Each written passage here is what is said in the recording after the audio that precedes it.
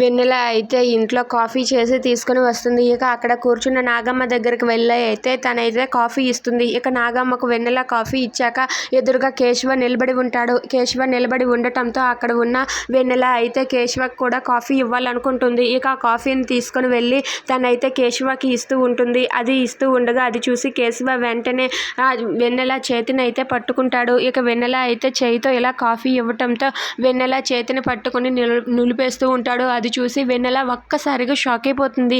ఏం చేస్తున్నాడు వీడు అని చెప్పి చిరాకు పడుతూ ఉంటుంది. అయినా సరే కేశవ వెన్నెల చేయి పట్టుకోకుండా చెయ్యి పట్టుకొని నురుముతూ అలా తనైతే తిప్పుతూ ఉంటాడు. అది చూసి అక్కడ ఉన్న వెన్నెల ఒక్కసారిగా షాక్ అయి చాలా కోపంతో రగిలిపోతూ ఉంటుంది. ఇక అక్కడ ఉన్న శంకర్ కేశవ అయితే అలా చేయి పట్టుకోవటంతో వెన్నెల అయితే వెంటనే ఆ కాఫీని తిరగేసి తన చేతి మీద వంపేస్తుంది. వంపేయటంతో అక్కడ ఉన్న కేశవ చెయ్యి కాలిపోయి అమ్మ అమ్మ అంటూ అరుస్తూ ఉంటాడు. దాంతో అది చూసి అక్కడికి నాగమ్మ వచ్చి ఏమైంది నాన్న ఏమైంది అని చెప్పి అడుగుతూ ఉంటుంది.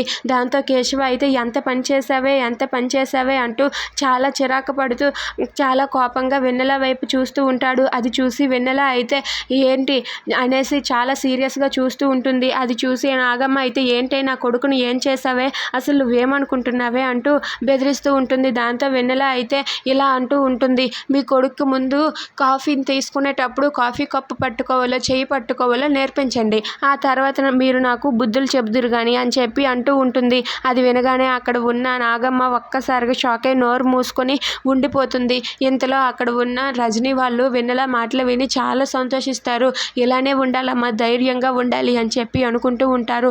ఇక కేశవ అయితే చెయ్యి మండటంతో చాలా బాధపడుతూ ఉంటాడు. ఇంతలో అది చూసి నాగమ్మ అయితే వెన్నెల మీద సీరియస్ అవుతూ వెన్నెల మీద రివర్స్ అవుతూ ఉంటుంది.